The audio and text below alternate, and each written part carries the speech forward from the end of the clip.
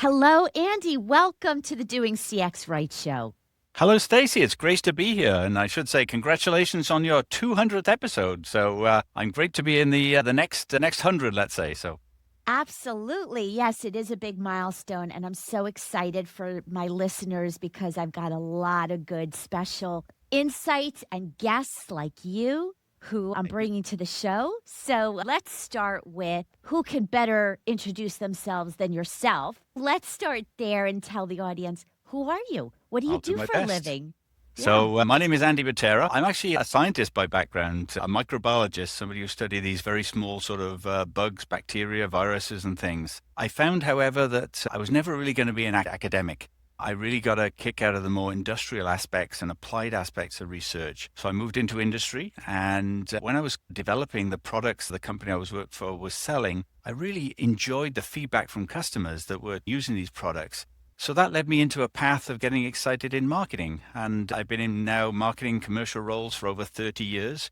And the company I work for is a company called England Biolabs. We're one of the oldest biotechnology companies that actually exists. We're 52 years young. And maybe just to simplify it for your listeners here, we are often described as the office depot of DNA. So DNA is a molecule that passes information from one generation of cells to the next. But unlike Office Depot, which sells obviously glue and photocopiers and scissors to manipulate paper, we do the same but to manipulate DNA.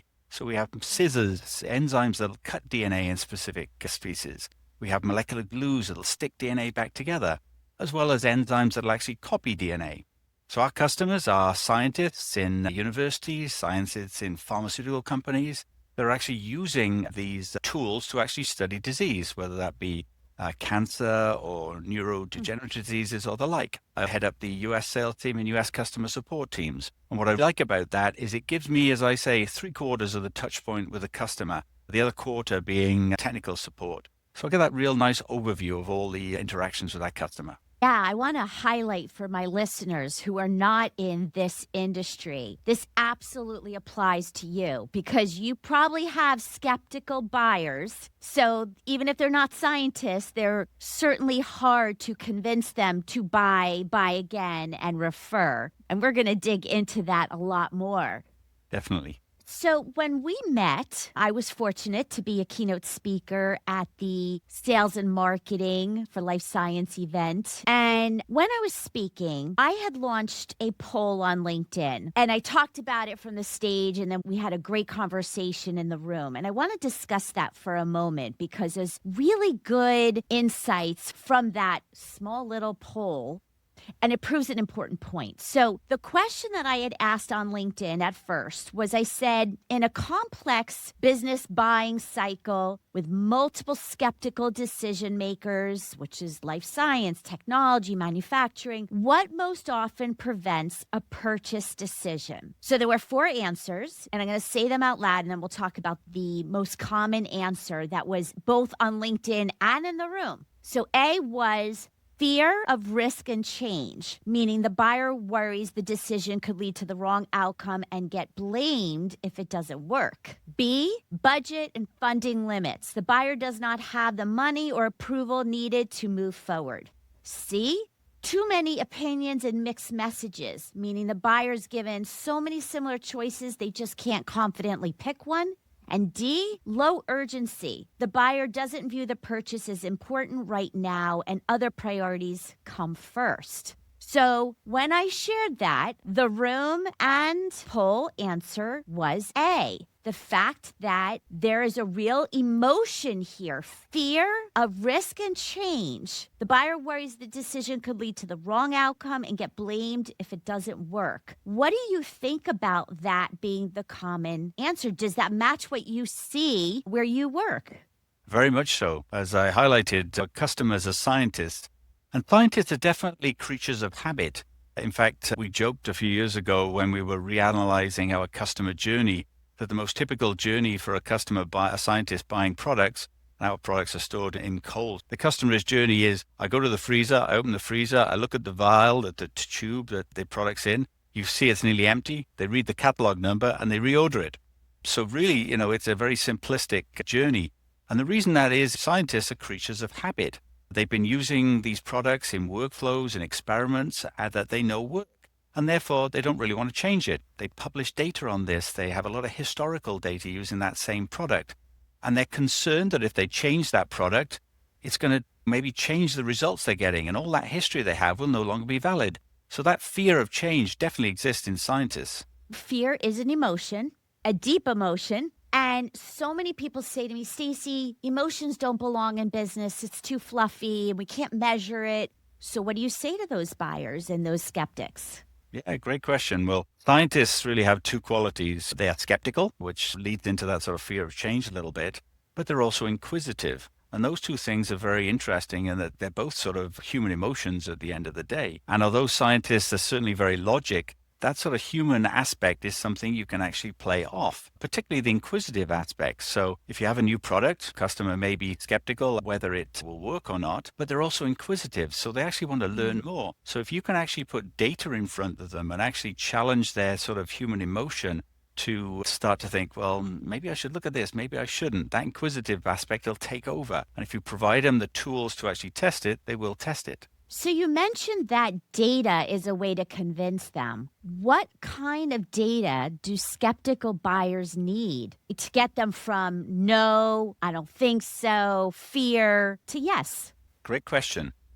I think in our industry particularly, scientists like to see data not generated by the company that produced the product. That data obviously is a good starting point, and it gets maybe their sort of inquisitive juices going. But what they really like to see is data generated by their peers, particularly peers they actually look up to. So if there are key opinion leaders, as we call them, or experts in a certain scientific area, if you can build relationships with them and have them publish, ideally in scientifically peer-reviewed journals, that data then becomes more valid. But ultimately, the customer still needs to prove it for themselves. So providing a sample or a way for the customer to actually test that product out so they can generate the data themselves, then takes it over the edge for them to actually purchase that product. In a way, I hear you say there's influencers in the industry that make a difference because they're trusted sources. And I love hearing that because I'm an influencer. But also, when it comes to ratings and reviews and Trustpilot and Better Business Bureau and Yelp, etc., where does that come into play? It's a good question. In our industry, for the most part, scientists don't actually like to make recommendations for products overtly or even write reviews. There are a few exceptions, but for the most part, they don't. But the way they actually accomplish it is through their publications. So when a scientist actually publishes their scientific work, their breakthrough in cancer, their breakthrough, whatever it might be they're studying, they actually will list the suppliers of the products they actually use to generate that experiment. So they do it through this sort of science first, but you read the detail and you can see how they actually carried out that experiment, how they actually did that research. And that publication then provides a way for their audience to actually repeat that experiment. So they recommend it in a sort of reverse way. So in our case, as a supplier, what we will do on our products is list those publications or citations, as we call them, to say, Scientist X, you did this cool experiment, by the way, using our product. Scientist Y did this cool experiment, by the way, using our product. So it's a sort of way of having endorsements for the product, but always putting the science first. Yeah. All right. During our conversation, you described a cycle and you talked about brand performance and customer experience feeding each other. Can you share a bit more about what that means and applying the cycle in any business so customers come back and speak positively of the brand? Yeah, great comment. It's something I've been sort of thinking more and more about, particularly as the world's become more digital. To me, the basis of all marketing and in fact all business really comes down to that brand. Your brand is what customers perceive as your values. It's how they see you differently from your competition. And if you're selling a new product, for example, and the customer doesn't know who you are or know what your brand actually stands for, but it's a much harder discussion to have with them to convert them to that new product. So to me, brand is the sort of foundation from which you build. One of the things we do every other year is a brand audit. We go out to as many customers around the world as we can to actually collect feedback to say, do they still believe we are the same company? Do they see us in the same way differently to our competition? And that is an important foundation to build from. The second sort of part of this cycle, we call it performance or performance marketing. This is really the active process of engaging with the customer, marketing to them, selling to them. going back earlier, that sampling process, for example. And I think the key part of this is really making sure that all your communications are consistent across the different sort of messaging channels. Sales and marketing truly have to be joined at the hip and making sure they say the same things with the same supporting information. Then moving to past that sort of performance stage, the last part is then the customer experience. I'm a great believer in customer experience. I believe it's the actual source of all competitive advantage. And really that customer experience is really what the customer will remember, tying them emotionally to you as a company and to eventually to your brand. And hopefully if they have the good experience, that then comes back into your brand, strengthens your brand, and the cycle starts again, which customer experience is a core part. I want to emphasize the part about customer experience that what people don't realize is there are so many micro moments of that experience. So how someone learns and buys, use, pay, get help, those are doorways, and there's lots of micro moments in that. 100%. So, right. So in customer experience, it's different than customer service where Correct. That's just the contact center per se. But the customer experience, so you really have to design that emotional connection at every single interaction. Yeah. And that's where people miss the mark. I 100% agree with that. As I said earlier, I really do believe customer experience is a source of all competitive advantage. But the key to it is you have to look at all of those micro moments as you highlight, looking at all aspects of your customer's buying journey. And unfortunately, what you find is the weakest moment is usually the one the customer unfortunately remembers most, not the actual strongest one. So you really have to look at all of them. I often describe this with some of my team and colleagues at New England Biolabs to say, firstly, if the customer can't find the product on your website or through an interaction, they're not going to buy it. And they have the expectations that your website's going to be as good as Amazon's, just because that's the sort of benchmark. When they purchase that product, if you've packaged it in one of those horrible, plastic clamshells and you end up, the customer cuts their finger opening it, that's not a good experience. They're not going to buy the product. And then if they have a challenge and they need to contact somebody, a call center, and they get hung up having to press, 14 different buttons before they can speak to somebody, they're not going to buy it again. And all these touch points make up that total experience. And as I said, unfortunately, it's always the weakest one that trips you up. It leaves a lasting imprint in your mind, and that's what you tell others. And I think people really need to understand that. And I can't emphasize that enough.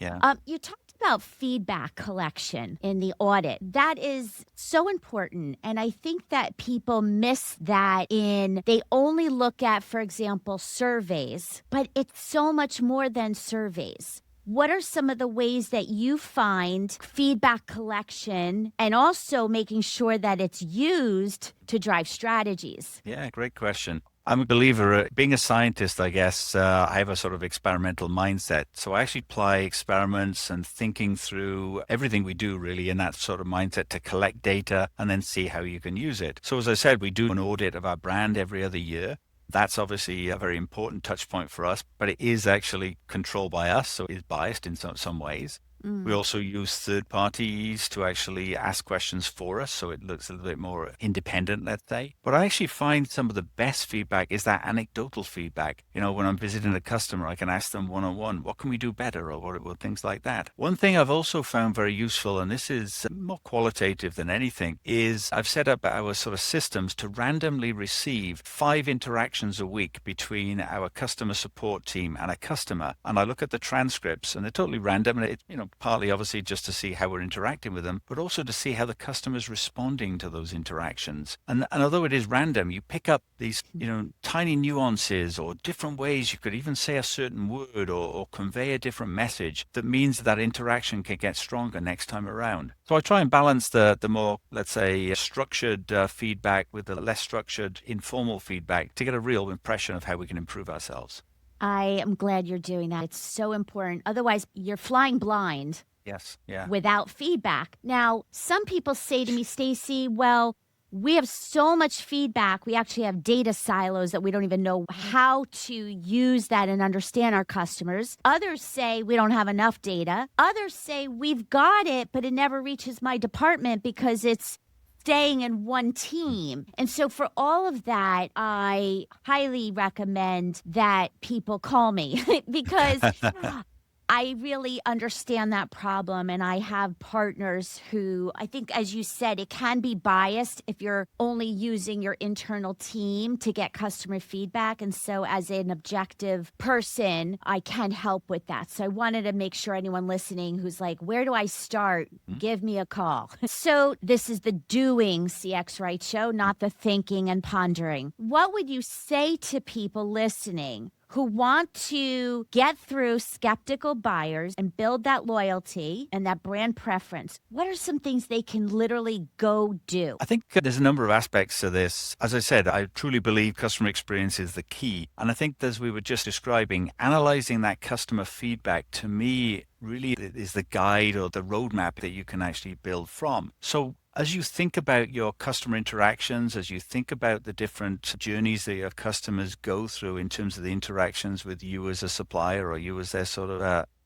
provider of a service or whatever you do, really think about how you can get feedback from each of those touch points. And then cumulatively, you can build a plan and start simple. Don't try and boil the ocean, so as they speak, to try and address everything. Pick on the small ones, the ones that are sort of more meaningful, and then have the feedback loops within that so that you can see that improvement and that enhancement of your customer experiences. So to me, it's building in those feedback and action loop into each of those interactions that you have with a customer. Now, what do you do when you have different teams with different goals? How do you get them to all get aligned? Because they're so focused on their lane, right? I'm curious to hear. I know my answer. I'll go after you. To me, there's a couple of elements to it. I think at New England Biolabs, our value proposition is centered around customer intimacy. And I put that up first because I truly believe that helps us to actually get everybody aligned behind a sort of common goal and a common directive, if you like, to support our customers. Our corporate values then help to actually put that in place. So our corporate values, number one, are passion. It's passion for science, for being scientists. But in the commercial world, it's for our customers' science. So we're trying to actually align our values with what our customers' needs are. Secondly, it's humility. It's not about us, it's about the customer. And secondly, it's being genuine. And what I mean by that is, talked about human interactions a little bit earlier. We have to basically remember that we're dealing with humans and they may have questions that go beyond us as a supplier, but we've still got to try and help them or point them in the right direction. So we believe even if they're not using our product, we'll try and actually help them. And then that builds a relationship and maybe they'll buy our products from us in the future. But aligning everybody behind the same core values, I believe, is the key to actually achieving that sort of unanimity and focus on the customer. Yes. You're talking about culture, and part of the culture is really getting everybody across every single role from CEO to intern that you have a need to be accountable for customer experience and help them understand that. Because a lot of times people are like, Stacy, no, I don't touch the front line. I don't talk to the customer. I'm not in that role. And I said, let's sit down. Let me explain to you how you do.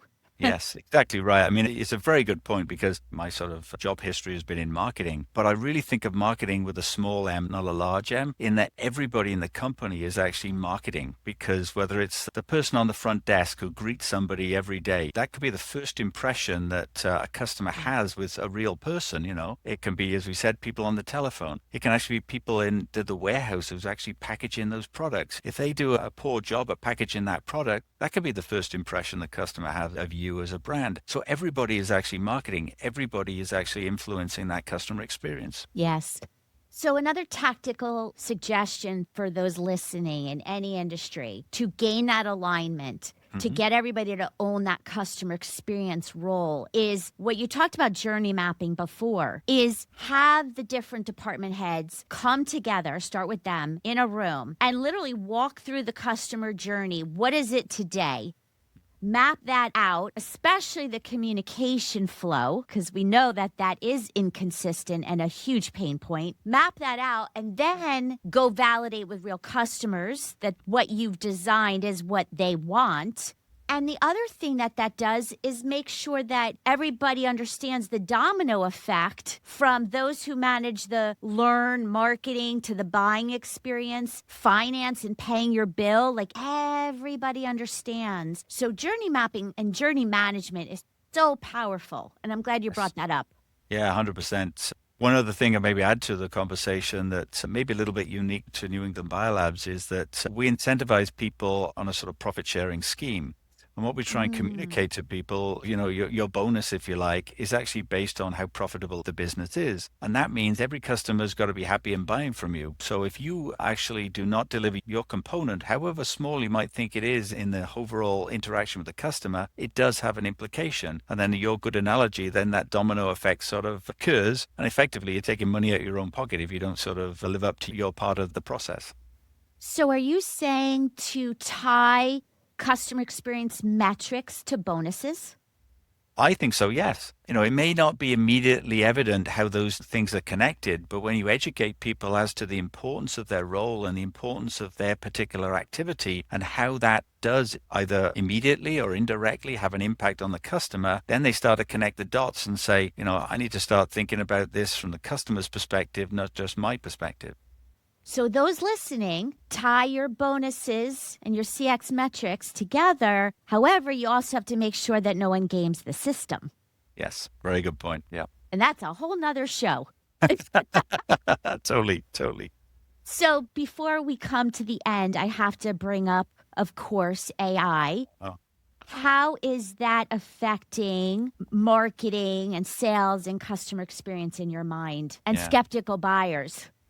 Good question. I mean, I'd be wrong to say I got all the answers because I clearly don't. I'm sure there are people much smarter than I in this context that have taken this further. I look at AI very simply in two categories: efficiency gains and effectiveness gains. Efficiency gains to me are if you're interacting with a customer, you can use AI to interpret the question the customer's asked. And rather than just have a robot replaced it, all the information is put in front of the person to actually help them to answer the customer's questions as quickly as possible and hopefully as effective as possible. So tools like that, we're starting to use so-called knowledge-based sort of systems, which are proving to be very helpful. In terms of the effectiveness aspect, I think the opportunities there are to use the data that you have about your customers and use AI to think about how you can improve the interaction with the customer based on the specific needs. In our case, most scientists, we don't really sort of think of it from the perspective of age or certain personal preferences. It's really their research they're doing. So I'm focusing on or talking to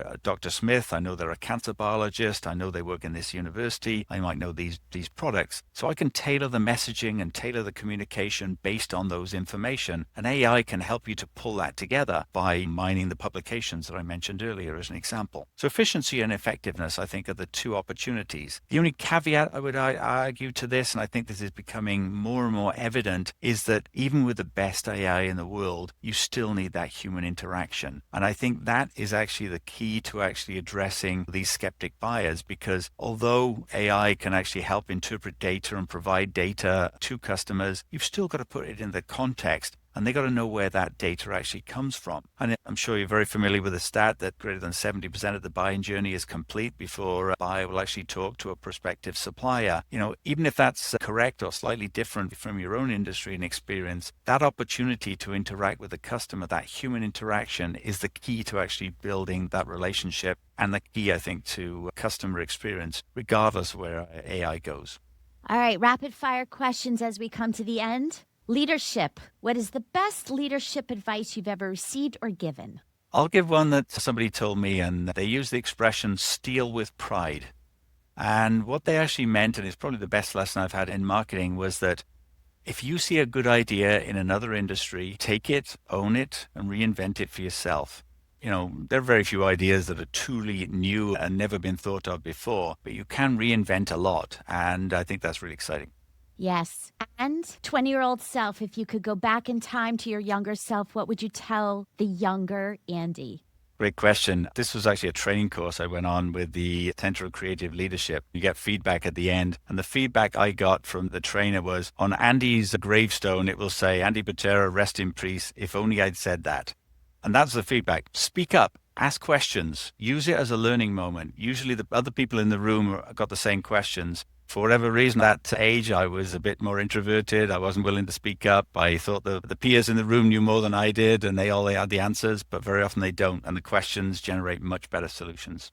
And the last thing, what do you want people to remember about our conversation and selling, marketing, driving loyalty with skeptical buyers? What's that one takeaway?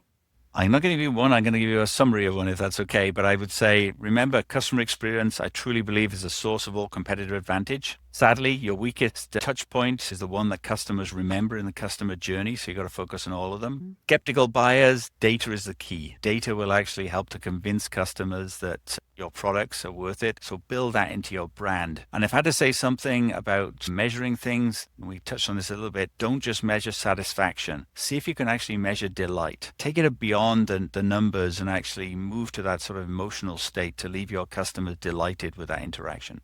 100% exactly. Well, thank you so much for being here today. And I'll have all the information about you in the show notes so people can reach out. I know they will. And I appreciate you being on my show. My pleasure, Stacy. I really enjoyed it. Thank you.